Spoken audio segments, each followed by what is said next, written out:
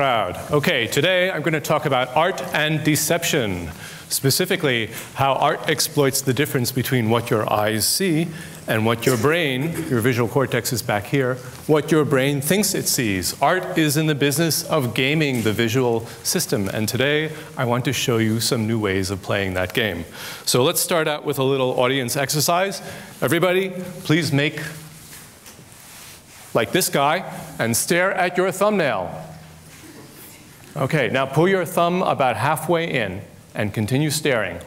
When you do that, the image of your thumbnail is completely covering your fovea. That is the part of your retina that is responsible for most of your color vision and most of your ability to see high resolution detail. Outside your thumbnail, you don't see much, actually. Your ability to see color and detail falls off fast. And you can stop looking at your thumbnail. And now look at the bee. Everybody see the bee on the flower? This should give you a feeling for how things fall off, if this works. There we go. That's a little closer to what the sensors in your eye are actually doing. Okay, now let's move the focal point over to the butterfly. Still see the bee? It's getting a little harder. Now let's simulate your loss of color as we move off the fovea. Still see the bee? It's not much better than looking through a keyhole or through the bottom of a Coke bottle. Those of you who are old enough to remember those glass bottles. Okay, now of course you don't feel this way. You feel like you've got wall-to-wall color and acuity for a 190-degree field of view. But that's your brain filling in. It's an illusion. In fact, if we slice a brain in half and take a look at it, you see there are two little pipes covering connecting your eyes to your visual cortex. And amazingly, it appears that there's more information coming down those pipes from your brain to your eye than up from your eye to your brain.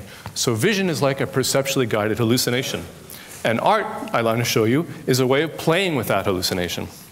So let's take a look at retinal neurons. Do a little neuroscience for a minute. Okay, these are not like pixels in a camera. They don't say, I'm getting 240 units of light. They're more like children. They say, I'm getting a lot more light than the guy next to me. They're telling you about contrast. These are contrast images. And your brain takes these contrast images and colors them in. It's a filling in process. And that can be gamed. In particular, let's take a look at one of the simplest contrast functions, the gradient. This is just the difference between adjoining sensors or adjoining pixels in a camera. Now, it turns out your brain really only cares about the big salient gradients that look like this. The little ones, they can be fudged or even dropped. And some smart young scientists figured this out about 100,000 years ago, and it became the basis of line art. Okay, it went viral in caves around the world.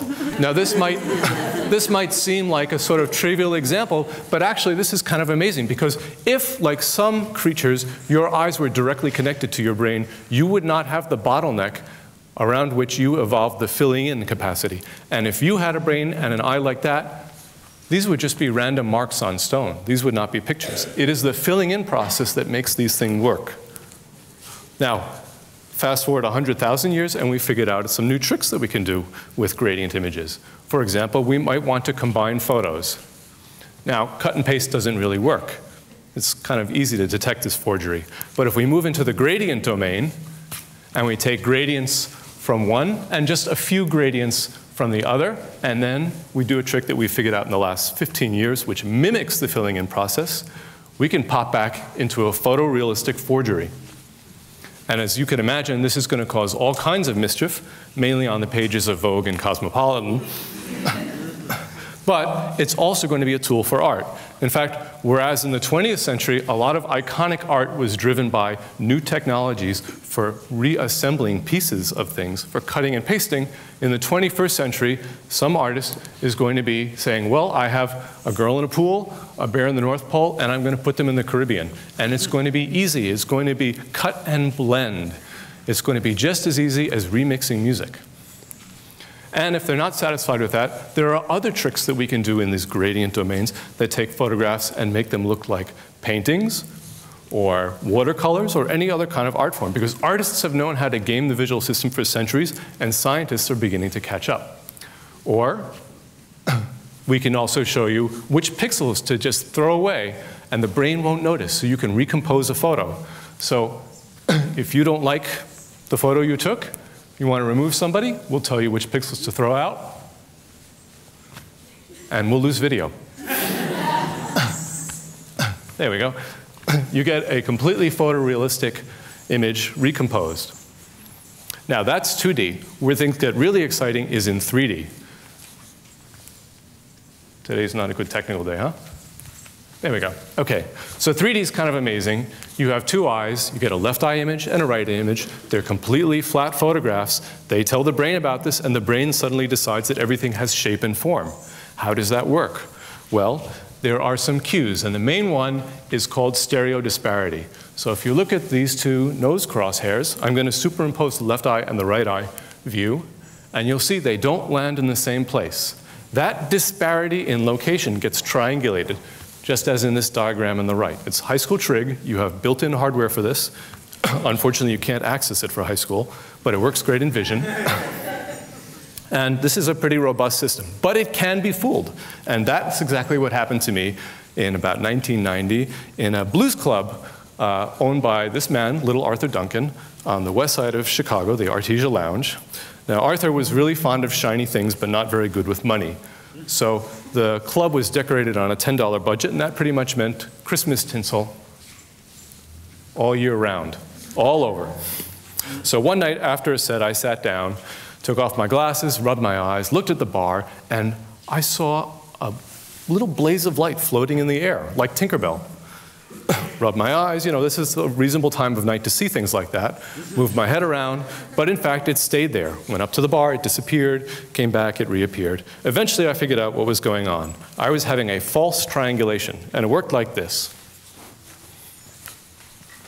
There was a light source, a piece of stray tinsel, and some viewpoints. This is how we draw eyes in my field. Light rays bounce off the tinsel, enter the eyes, and are perceived as glints. You know, when you look at a chrome bumper on a '57 Chevy, you see a glint. Now, there's an ambiguity with this diagram. The glints could actually be anywhere along the light rays, and the eyes would see the same exact images. What disambiguates that is when you hook up a brain to these eyes. Brains use essentially Occam's razor to handle situations like this. It's a preference for the simplest explanation. Occam said, do not multiply angels unnecessarily, just substitute Tinkerbells for angels, and you get what happened there. The brain decided that, in fact, the rays were straight. That's a simpler explanation. And these three glints are actually a single one at the meeting point. And when you triangulate that, you get a depth illusion. So all that remained to be done is to figure out what is the shape of that tinsel. I put a little math to it. It comes from this family of curves with a nerdy name, revolute bicircular cortex. Forget that. The interesting thing about these is that they were actually studied by Descartes, René Descartes, Mr. I think, therefore, et cetera, et cetera. In 1630, the telescope had been invented 20 years ago, and 20 years before, and there was an arms race going on to fix it because it didn't work very well. And everybody understood it was very important for sea battles and for peeping into windows. And they wanted to remove the distortion. And Descartes figured out the problem was the lenses were the wrong shape, and he came up with a subset of those, we won't call them anything, bicircular cortex, and proposed them as the solution. But it turns out they're very hard to fabricate. So it was about 330 years before they really came into common usage. That's a third of a millennium. Now, when I left the Artesia Lounge and stopped off at a bodega to buy tinfoil, confident that I would have an amazing demo by the end of the weekend, I did not know this. So a weekend went by, and I had basically some shiny failures to show for my bright idea. And maybe 10 years passed, and then one day I was in Watertown's Deluxe Town Diner. It's one of these streamlined diners. It's got lots of cool brushed steel and pressed steel. And I was admiring how light bounced off all of this, and I realized this is the way to go. I need to carve steel or any shiny material. So after a little experimentation, it turned out that the trick was to carve thousands of very fine grooves into metal and then to polish them up with a tiny little diamond, which I spent all weekend shaping to get the right shape. A $10 diamond, they're very cheap, but after a weekend invested, that's a $1,000 diamond. Okay, and then I could make lots of grooves, and every groove would produce one glint, and if I had enough glints, I could do things like the stipple drawings that you see on the front page of the Wall Street Journal. They're also called head cuts. That meant thousands of cuts, And they would be all different kinds of shapes, which you see here. These are various microscope images, depending on what you want the 3D to be and whether or not you want it to move or anything like that. And when it all is done, you take it off the mill, you turn on a light overhead, and you get a 3D drawing. You are gaming the visual system. It's a cross between a drawing, which an artist can do, and a hologram, which you need a nerd to do. But really, an artist can do it all. So, house, if I could have one spotlight, channel 11, and the other lights down. I'm going to show you a few of these live, just so you get a feel for them. If I blind you with this, I'm sorry. For those of you who can't see, I'm also play an old demo video. Okay, so who can see the image?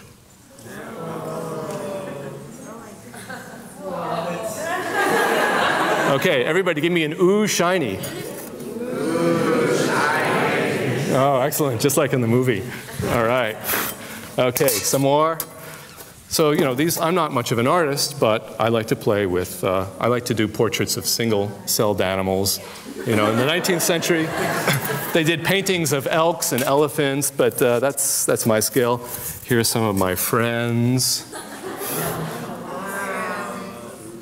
Ooh, shiny, huh? Yeah, I have very shiny friends. This is what happens when somebody likes your art.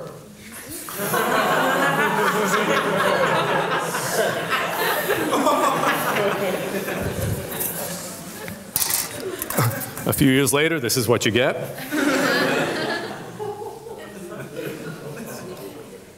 I'm not doing this too fast. I used to do knot theory, so this is good for the nerds. Okay. By the way, I am a nerd, and I'm proud. All right. Oh, here's a fun one. Now, it turns out these can do things that holograms cannot, like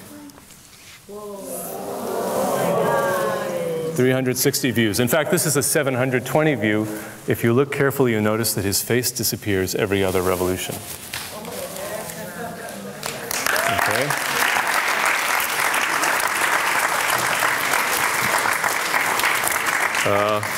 A little one to make the little girls in my family happy.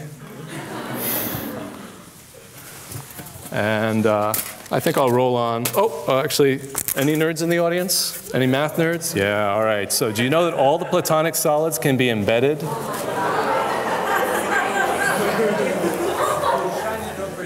I'm sorry.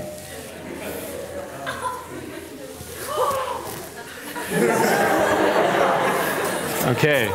Everybody got their shiny fix? No? All right, oh, one or two more. Let's see. All right, who's been to Occupy Boston? Is it equity or is it equality? And for those of you who like to play online,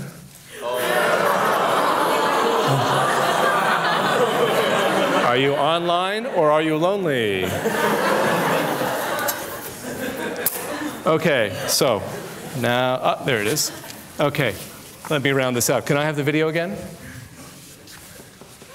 I lost the video.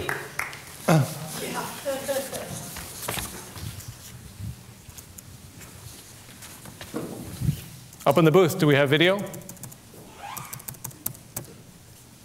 I see it here.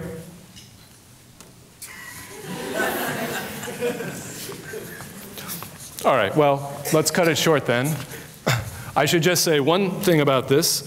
How many of you in the audience have done any kind of digital art for the web or something like that? Right, okay.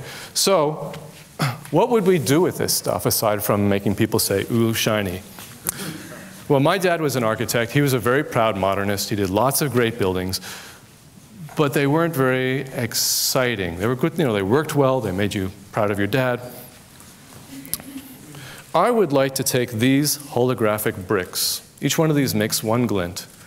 And I would like to glue them to the outside of buildings, or carve them into buildings, because buildings are clad with the same material. And then we can turn enormous buildings like the Federal Reserve, which, if you've been to Occupy Boston, you've been hanging out there recently, and turn them into giant pieces of art. Because up to a century ago, if you built an important building, you were expected to clad it in the most spectacular relief sculptures and ornament you could find. And back then, there were thousands and thousands of masons and carvers and artists that were cheap. Nowadays, those guilds are gone. The economics of cladding building has killed that. But we have lots of talented and cheap digital artists.